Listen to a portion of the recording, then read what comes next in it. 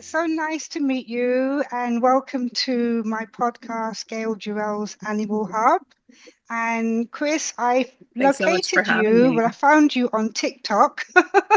I saw this wonderful woman talking all about cats.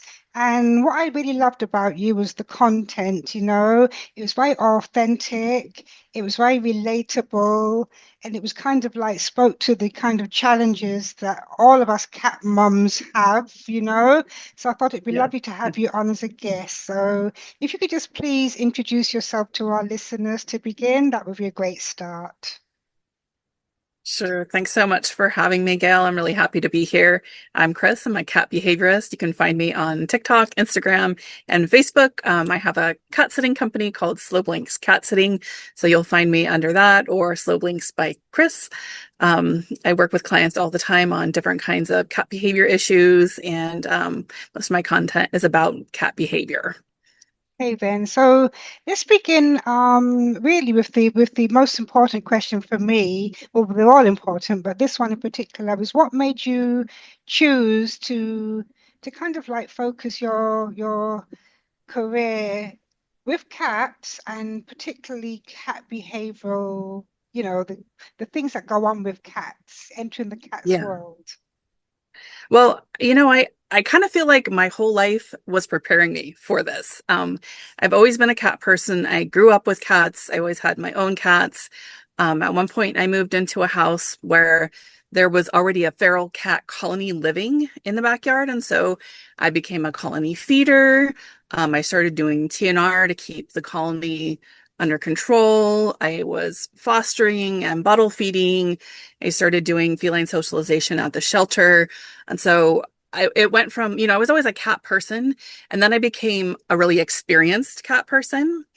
And then when I went back to college later in life, as a lot of us do, Yeah. I was studying psychology, but there were animal cognition classes that were available to me.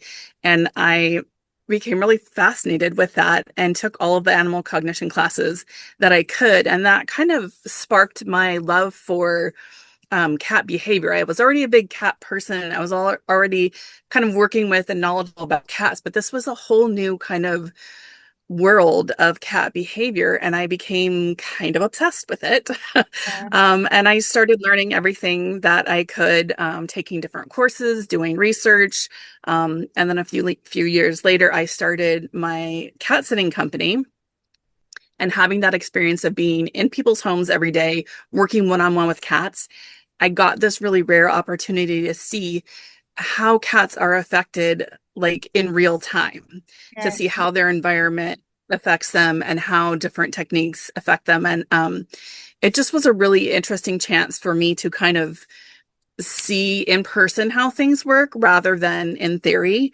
And once people find out that you know about cats, because there's a lot of cat owners and cat behavior is really not all that well understood. So the person who knows about cats, like the word gets out and people started just coming to me, people I hadn't heard from in years, friends of friends. People were like, oh, can you help me with my cat? Can you, I have this problem, can you help me work through this? Yes. And people just started coming to me, and so I just kind of fell into this. But I feel like this is where I'm supposed to be, and this is the way that I can kind of help other cat owners figure out what's going on with their cats and have a better connection with their cats and a better lives for both of them. Yeah, that's wonderful. I love it. So really and truly it was a calling and you just kind of like being in people's homes, you were able to observe and see because it's interesting really because cats are so different to dogs.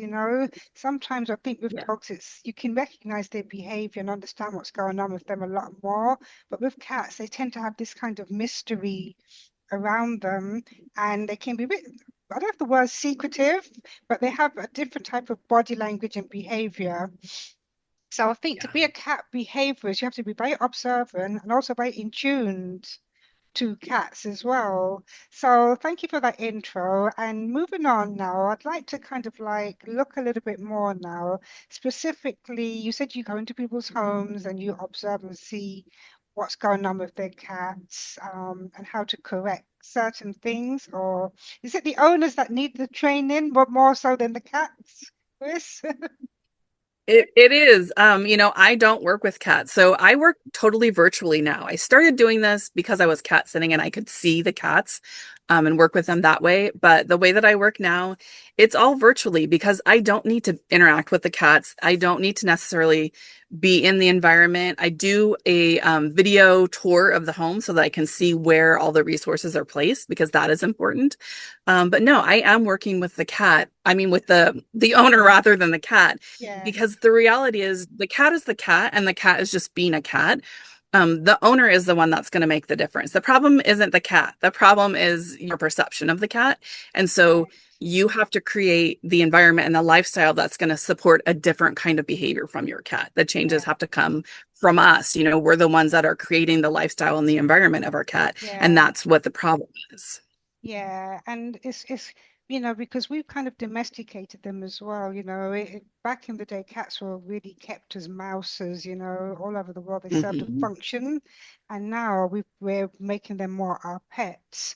So it's so important, though, even though we have them as our pets and we want to cuddle them and pamper them, it's important for us to realize that they still have their natural instincts and behaviors.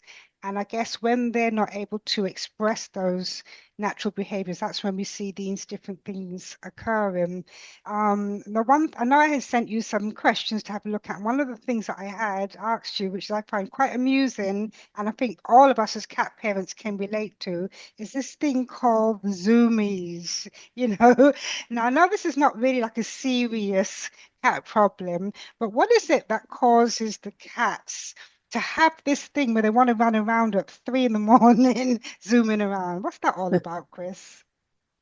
Well, zoomies are a topic that always come up among cat owners, right? Because we all experience this. But there's actually different types of zoomies. Oh, So you can have the poop zoomies, right? Where your cat has gone to the bathroom and then they've run out of their litter box. And some cats will do it before they go to the bathroom also. And there's some different theories about why that happens and what that is. One of them is that it's leftover instincts from being a wild animal because if they poop, then that scent is going to possibly draw predators. And so they're just trying to get away from that scent as quickly as possible. There's another theory that the pooping itself stimulates their vagus nerve. And so they get this euphoric feeling.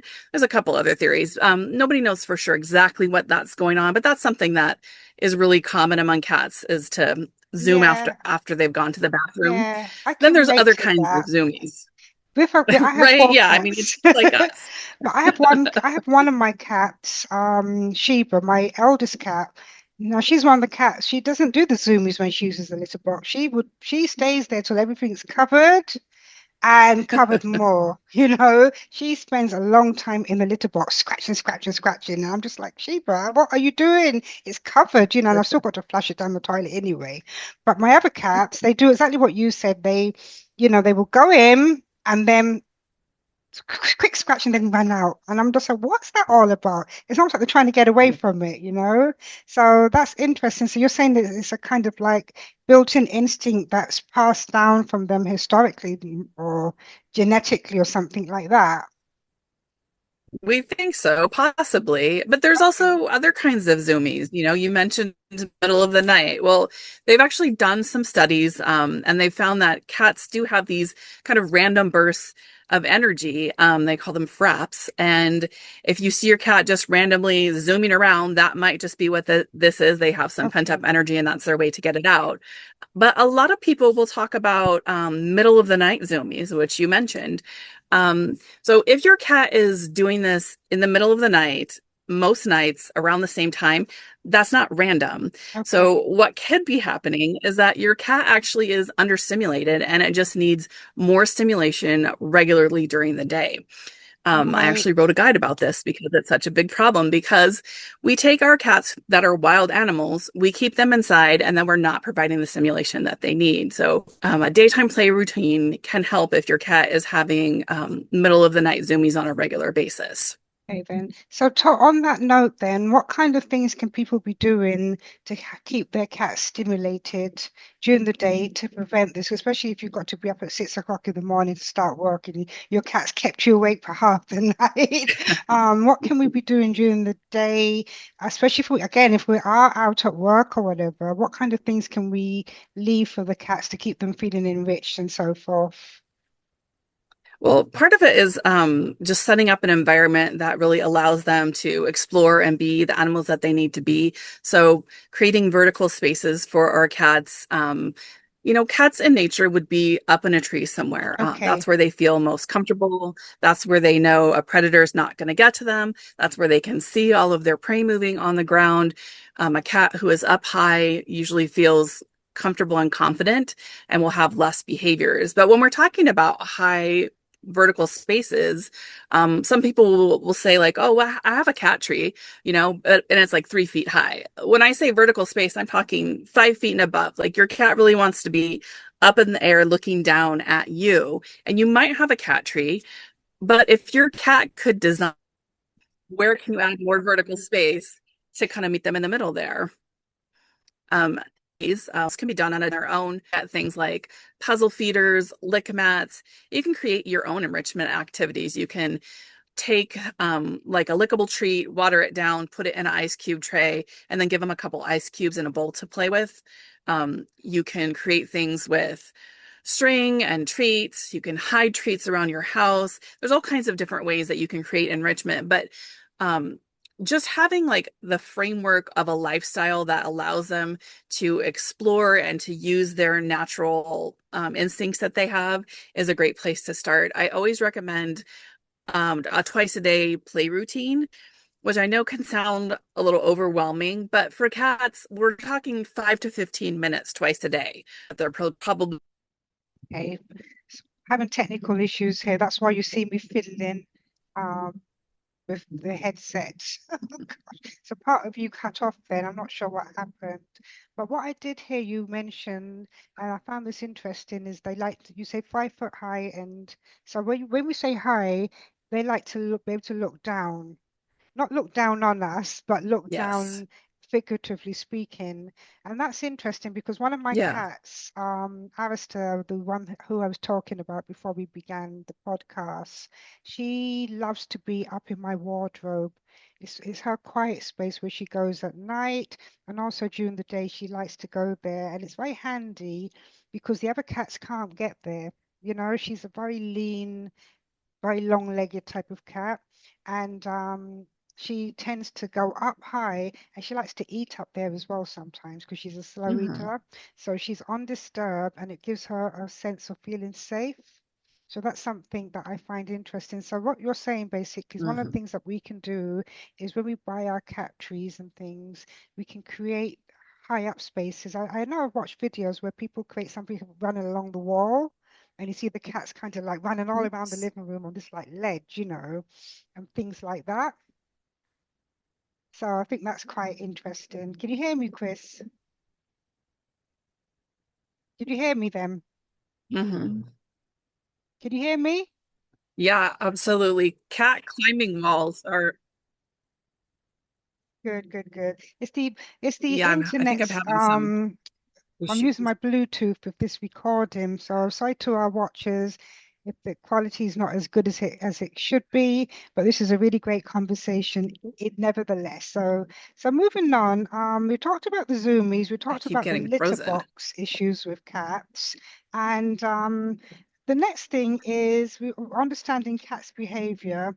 You talked about how they kind of mimic the wild and bring it into the home. Now, when we look at the play and the stimulation of cats, which is what we were kind of talking about a little while ago, one of my pet peeves personally is I see the lasers. When we're playing with our cats and everything, Yeah. people like to use the lasers and it looks fun, but how much enjoyment is a cat really getting from that? Is that actually satisfying a particular need for them? Because I don't think so, but you can explain. Yeah, lasers have become really controversial in the last few years. And the reason is because when you play with a laser with your cat, the cat doesn't actually catch it. And what we've discovered is that cats have a natural cycle that their body kind of wants to go through. If they were out in nature, they would be hunting something, they would catch it, they would kill it, and then they would eat it. And so we're trying to recreate that with their play cycle. But when you play with a laser, there's nothing for them to catch. So they don't get the catch, they don't get the kill, and they're missing something. And so for some cats are fine with a laser. There's a lot of people who will say, I play with my cat with a laser, they love it, they're fine. But what it does for some cats is that they get all revved up and worked up into the hunting mode, but because they don't catch it and kill it, they have a hard time shutting down. And so then they just get overstimulated and you can start to have behavior problems from that. So Right. that's really the problem with the laser. Right. So then it's kind of really about us managing that kind of type of play to kind of like help them to bring it down, because otherwise they will exhaust Yes. themselves trying to perpetually do something that's to me impossible. I think some smart cats Yeah. though will catch on and realize that this is really not about catching anything. It's just about how fast they can keep up with it, maybe, and they can get their satisfaction that way, I Yeah. guess. I know for one of my cats, she's got a toy mouse and she loves to walk about with that in her mouth. And I have to actually put it up. So I literally have to put toys up in my my house because if I don't with this particular cat, she will just play with that forever. She just loves it very much. And to regulate her, I just have to move it away. Otherwise, she just doesn't. And I wouldn't bring a laser into my apartment because I don't think it's going to work very well with poor cats. Um, what are the other ways that we can make our cats feel happy when it comes to play and just general, exhibiting what I call natural behaviors within the home? Well, one of the things that we can do for our cats to provide them a better lifestyle is just having a regular routine that they can rely on.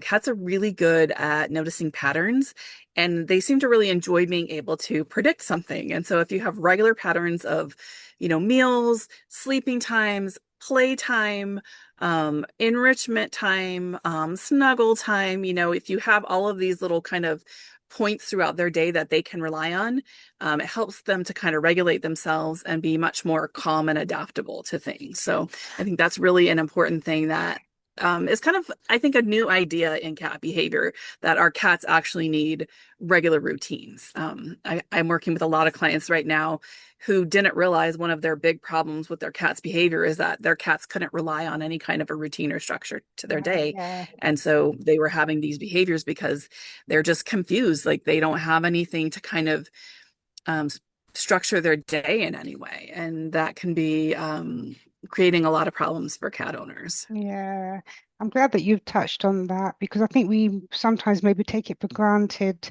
because like with dogs, we know, okay, then wake up in the morning, take them for a walk, then maybe take them for a walk again in the afternoon, then another walk in the evening. With dogs, it's kind of like very routine. I think what a lot of us think is cats, they're so seen as free spirits that sometimes we don't we think that they're so laid back that they don't need routine. But what you're saying actually is that they do like it. It keeps them feeling safe, comfortable, and the predictability is good for their mental health, yeah? Yeah, Okay, so I definitely. I Yeah. have a cat pro. I need a bit of cat counseling here, right? So I do maintain quite a good routine with my cats. They get fed. I feed them twice a day. For me, I think that my cats like to sometimes have like little nibbles during the day. So when I'm working from home, I would do that. But what I've noticed is that even though I have a routine for them, they know when I go to work, they know when I'm working from home, etc. What I'm finding now, and this again is with Arista, the one that likes to go up in the wardrobe, she is now beginning to wake all of us up around 4 in the morning wanting to eat. And Yeah. I mean, really, before the sunrise, she's starting to do that. What is that all about, Chris? Yeah. Well, there's a few reasons that cats will wake us up early. And one of them is that that's just their natural biology. Cats have a natural sleep-wake cycle where they get up very early. They're most active at dusk and dawn. And so at dawn, your cat has a natural inclination to be up. So that's part of it. Part of it is the food. So cats tend to use, because they're good at recognizing patterns, they'll Yeah, tend to use what is a predictive cue. And a lot of times, if you get up and feed your cat, what they use as the predictive cue is you getting up. And so they get really anxious and they want you to get up because they know yeah, when you get up, then food is coming. So you can push feeding time back a little bit so that the predictive cue is something after you've gotten up, and that helps them not try and wake you up as much. But there's some other things that you can do as well. yeah, One of those is a daytime play routine. So if your cat is playing twice a day and their last play session is before bed and they have a play cycle and then you feed them, they're much more likely to sleep all the way through the night and not get up early and be waking you up. So you can kind of combine a few of those things and see if they work for you. But you know, again, part of this is just their biology. And so if you're yeah. expecting your cat to sleep in real late, that's probably not going to happen. Although for some people it does if that's what your schedule is, but they tend to wake up early. We have to kind of work harder to get them to push back their Yeah, wake it's really times. it's something I'm telling you because now that she's doing it, you know, then another one's starting to join her as well. It's like the copy, and one of the younger ones is the oh right, okay then. So and she sleeps in the bedroom with me. The other two sleep in the dining room. So I've got two in the bedroom. My eldest cat Sheba, she'll just sleep and wake up when I wake up. But Arista, and I'm not sure as well if it's because she's FIV and I don't know whether or not she just literally just get hungry. Her metabolism's different. Mhm. But it is something that I'm going to try what you suggested and see if that works. So that's really good to know. So what we've established so far then is that with cats, they're very similar to dogs in that they do need routine and predictability helps to keep them regulated. In terms of toys, is really seeing what works for them. So we're not saying that laser toys are not good, but it's important to include a rich variety of toys that kind of can mimic what they would have in the wild. Now I live in the Caribbean, so I have two of my cats that go out in the garden and they like to chase lizards. So that's their favorite thing, and I'm forever when I can, I'm forever kind of like rescuing a lizard from their jaws, saving this poor lizard's life. But the lizards have a good trick now. What the lizards are doing, Chris, is the lizards actually play dead. They do. They're really good at it. And they also have a way of detaching part of their tail. I don't know if you know this. So the tail, when the tail's Yeah. moving, you know about that? Yeah. Hmm. Okay. Well, you would. So the tail is moving, and then they get distracted, and the lizard goes. So yeah, Oh, that's a good thing. Smart lizards.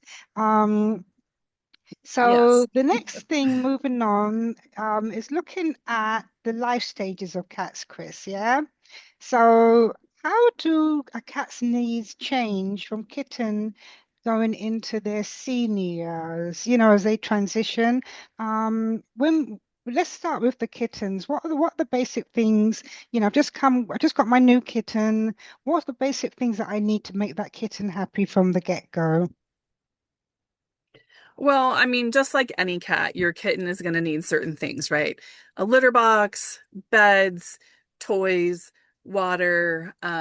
Generally, when you're getting a cat, whether it's a kitten or just a new cat you're bringing into the household, Yeah. the best piece of advice is to kind of set up a home base where they have a smaller enclosed area, like if you have a bedroom that you're not using as much or Okay. whatever, so that they don't get overwhelmed. Because, you have to remember that this cat has lost everything and everyone that they've known, everything that you're bringing them into, it's all new and different for them. So even if they're not introducing them to another pet in the household, it's a lot of changes all at once. And so if we can kind Right. of create a little soft, safe space for that new pet, it's going to make it a little bit easier for them.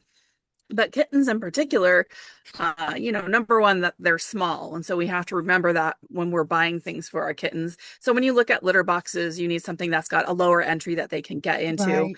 And they don't need necessarily a really big litter box because they're still small. But as they grow, you want to make sure that the size of their litter box is growing with them.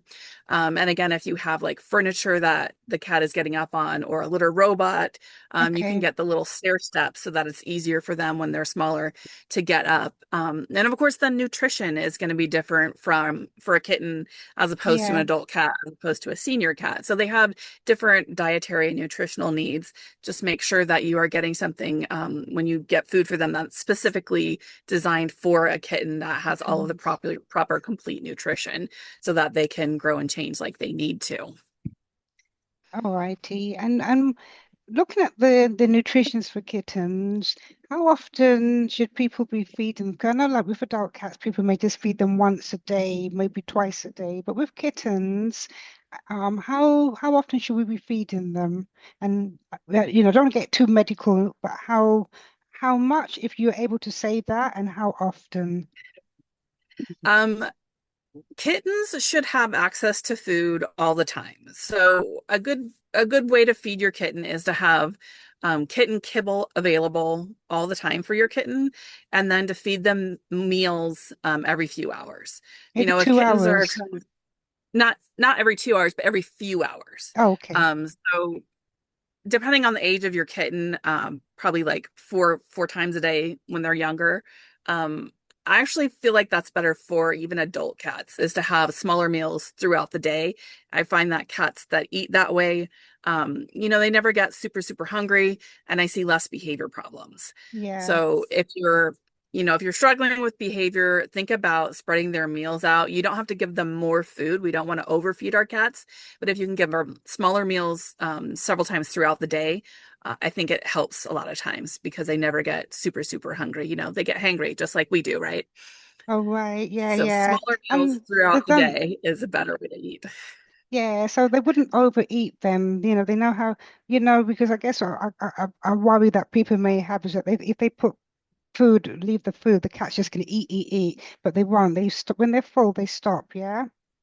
Yeah, if they have free access to food as a kitten, I mean, you have to remember kittens are growing. Yeah. We would never want to restrict what a baby eats. It needs to eat so that it can grow, and so kittens Hmm. are the same way.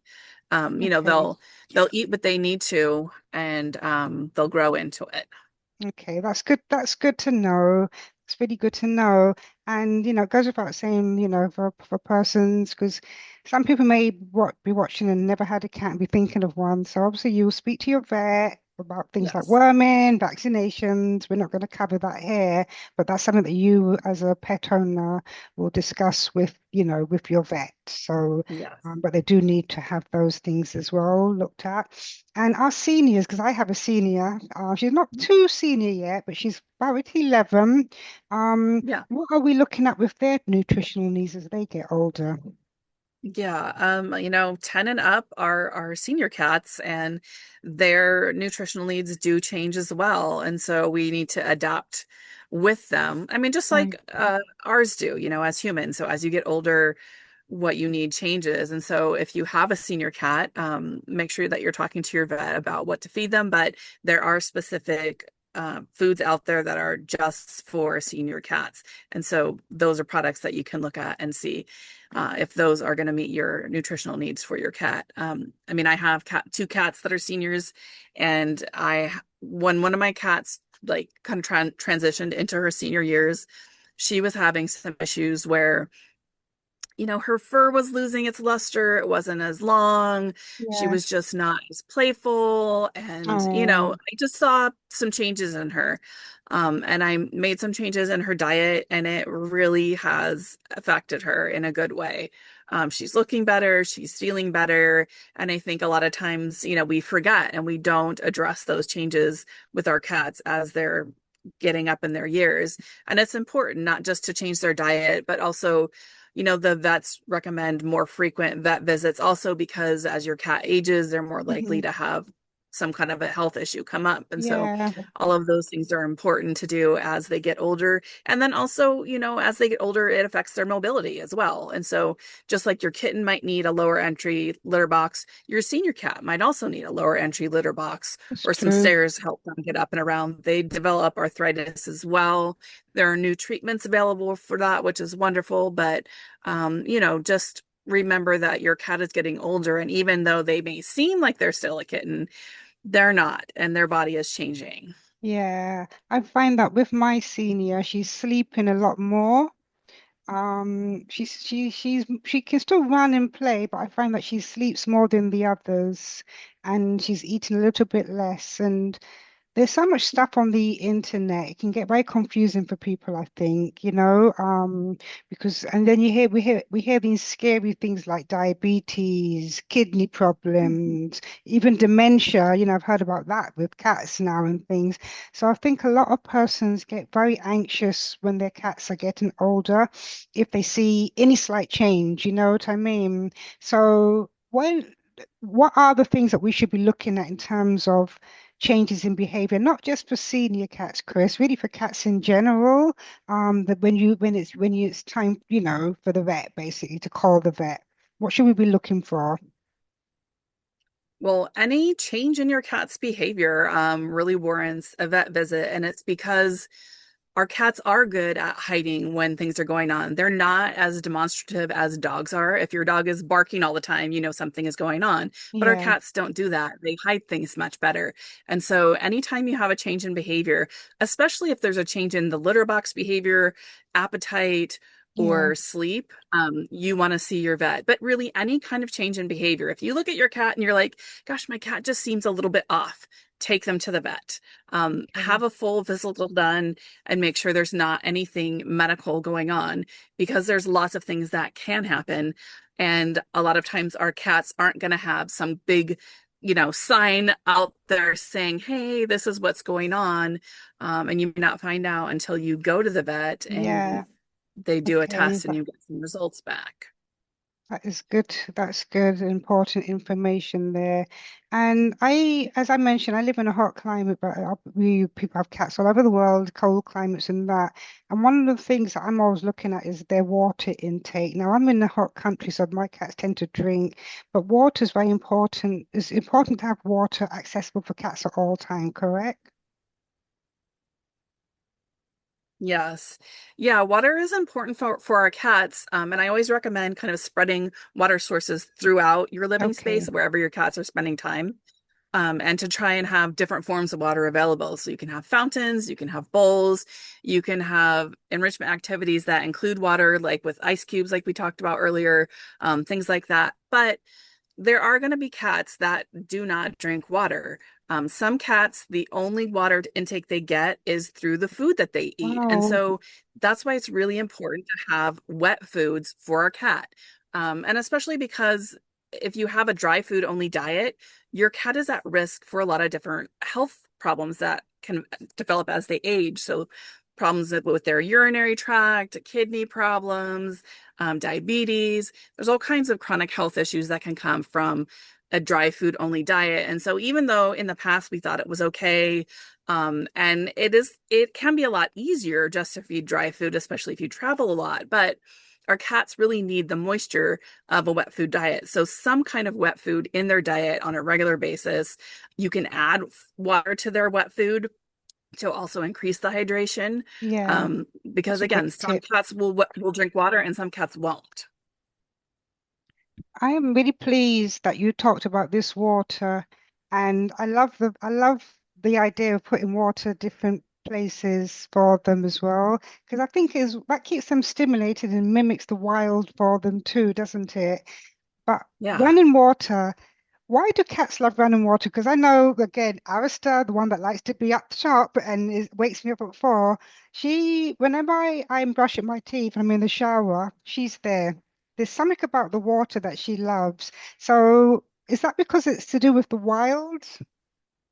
Yeah, a lot of cats like running water and will prefer it to still water. I mean, if you think about it, if you were a cat in the wild and there was a puddle and there was a brook, Yeah. which one is going to be more clean, right? It's the running water is going to be more clean in general. And so I think that's part of why they're just naturally attracted to it. Okay, then that's really wonderful. Yeah. So even just doing something like that, introducing like a small little water fountain for the home, is something that will be really good to keep cats stimulated and be satisfying for them. So that's a really great tip. And the other thing about the dry food, I think it's because people find it so convenient. You can just grab it off the supermarket, you just pour it into the bowl, you can just go. But like you said, because cats are known not to be big drinkers, what you're saying is even with the dry food, add some moisture to it, and also with the wet food as well. So if your cat's not drinking, they're still getting that water in. And this is very important for us because we don't want our cats to have kidney problems later on in life if we can avoid it. So water is essential to life, and I think the ideas that Chris has just given us are really, really good. And if we can get creative with it, reluctant drinkers will drink from a fountain and different things. So that's nice to know. Um, the other question that I have listed here, looking down, was children. Okay. And the reason why I wanted to ask you about children and cats is because and when I say children, I don't mean, 9, 10. I'm on about the small ones. They tend to scream a lot and then, you know. So that might suit a kitten, but say you adopt an older cat into your home, how do you make sure that the children understand how to be around that cat so as not to cause too much stress for the cat and also avoid a cat scratch or something? Yeah, it can be a problem because kids can be unpredictable. And if you adopt a cat from a shelter, you don't necessarily know what their background is. Cats come to us with their own kind of history and personality, and we have to kind of discover that as we get to know them. So if you have a new cat, that's probably one of the other benefits of keeping your new cat contained in a home base is that it Yeah, gives your family time to get to know them and them to get to know your family over time. If you have children in the home and you're adopting a cat, you have to teach your children, just like you are going to train your cat how to interact with your children. that's You have true. to train your children how to interact with your cat appropriately. And so that's going to take some time. And at first, if you have younger children, you should probably supervise them anytime that they're with the cat so that you can teach them the appropriate ways to teach to touch the cat or not touch the cat. And of course, to get the cat's consent before touching it, to read the body language so they can tell when the cat has had enough and they need to be left alone, and to develop a relationship. When your Okay, cat feels safe, it's less likely to attack or to scratch or to even, vocalize. So it's okay. important that both are learning. We're teaching our cats how to interact, we're teaching our children how to interact. Right, that's good. All right, I know we're going to wrap things up soon, but there's just two more things I wanted to touch on before they come out of my mind. One was about the cat scratching, like they scratch the furniture, things like that. Um, and the other thing was, oh God, it's gone from my mind. So let's go back to the scratching. Like hopefully the other point will come back to me. Um, yeah, how do we avoid cats scratching our furniture? Yeah, so scratching is something that comes up a lot. I actually have written a guide about how to stop your cat from scratching things you don't want it to. So that's available on my website. But cats have a natural need to scratch. So I think it's important that first you understand you're not going to get your cat to stop scratching. You Right, can redirect it to the appropriate surfaces. So that's what we need to work on. Cats' nails grow like a protective sheath as they grow out, and the way that can be painful for them, and the way that they get that sheath off is by scratching. So that's one of the right. reasons that they need to scratch. Scratching also is a way to scent mark. They have scent glands in their paws, and so when they Okay, scratch they leave their scent. And so that's another reason that they're scratching, and it marks territory. So you're never going to get your cat to not scratch, right. but we And it's a can direct it natural, to the appropriate places. it's a, Yeah, they right, have to scratch. right, Cats need scratchers. And again, this is something that should be throughout your environment. They should have vertical scratchers, they should have horizontal scratchers. right. Anywhere that your cat is naturally inclined to scratch, put a scratcher there. Okay, It Chris. tends to be like when they're entering a room or, different places like that. But just like anything else, they want their scent throughout their environment. And so the more that we provide them with the things that they want, the less behavior problems we'll have. Okay, that's good to know. I'm going to introduce some more thingy because my chairs and my bed legs are ruined. And just remembered my other question, and that was about stroking cats because you touched on it with children, but showing them how to interact, safely with cats. Um, cats. I think with dogs, you can more or less t touch a dog anywhere. Dogs are pretty laid back. You know, you can touch their paws, their belly, rub their fur that way, touch their ears, their tail, they're good. Cats are not the same, are they, Chris? Why is that? No, they are not the same. Well, one of the reasons that cats are so sensitive, like just overall, is because of cats who they are as an animal. Hmm. You have this kind of food pyramid, right, of animals, and on the top you have apex predators, which are predators that no one else is hunting, right? They don't have to worry about anyone else. They're just focused on hunting food. On the bottom, you have your prey animals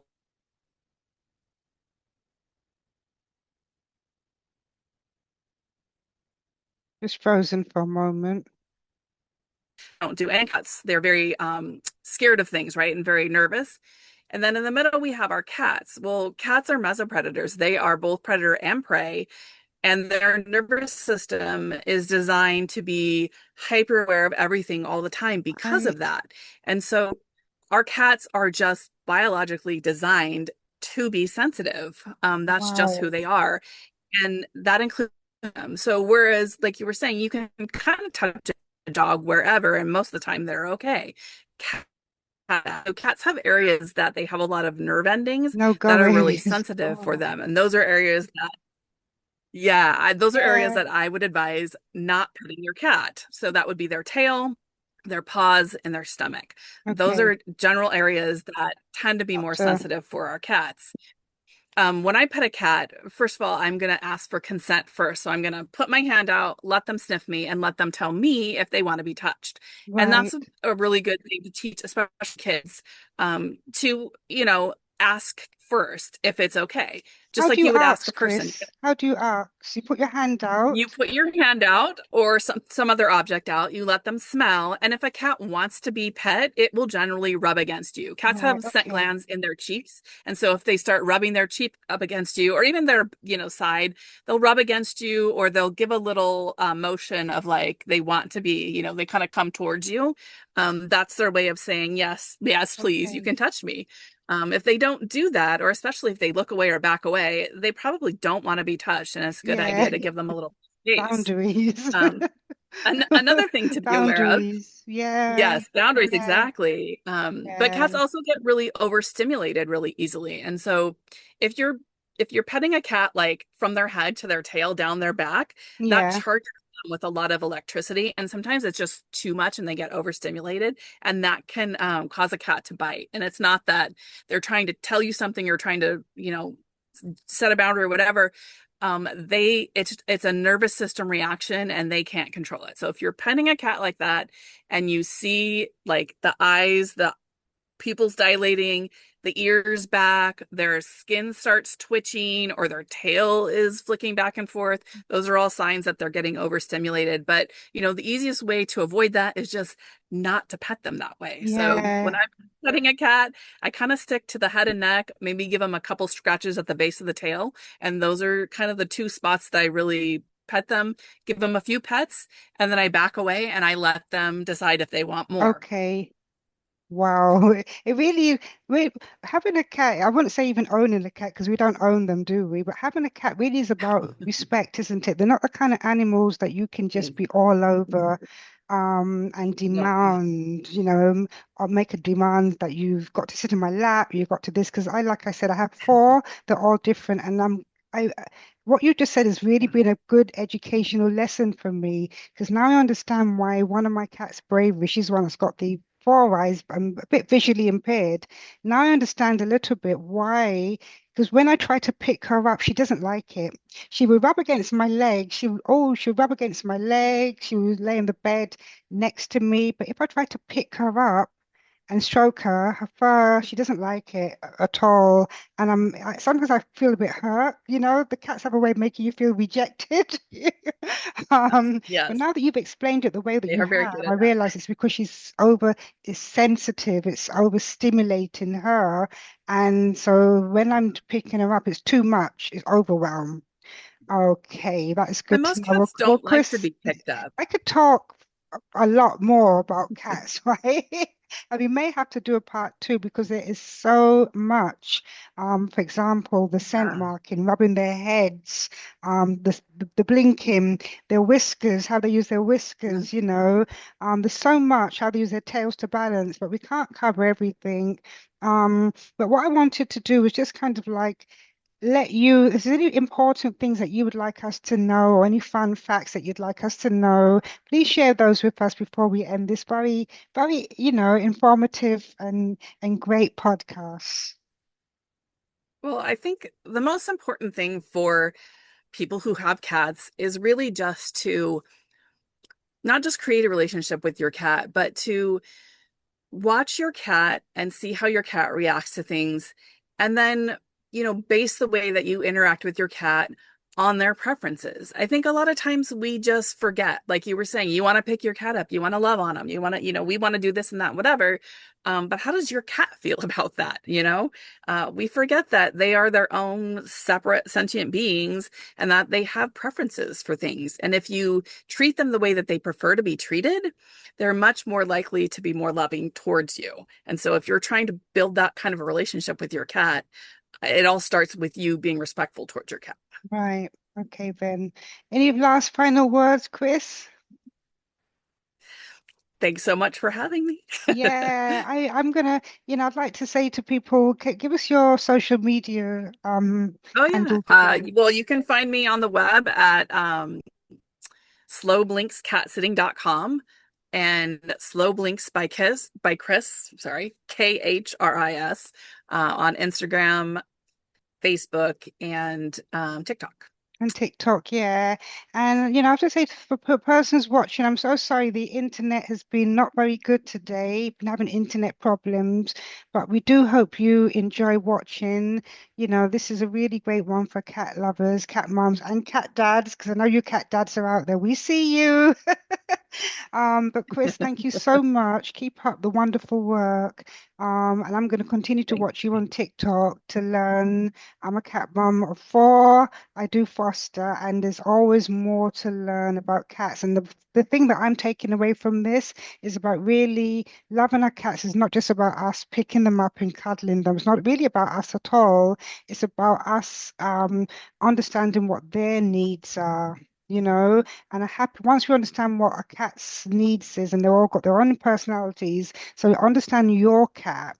Don't look at your neighbor's cat and say, "Well, my neighbor's cat is always on my neighbor's lap." Well, that's them. If your cat's not into laps and things, what Chris is saying is we've got to respect that. And by doing that, our cats will be happy. They love us in different ways. It doesn't mean they don't love you, but they're loving you in a different way. So thank you very much for watching Gail Durrell's Animal Hub. And we'll be coming back again with another exciting podcast. But for now, Chris, it was a pleasure meeting you. I so do much. apologize for the technical difficulties at the beginning. Thank you for being patient with me. And I will see you again, on TikTok. Thank you so much. All right. Thanks, Gail.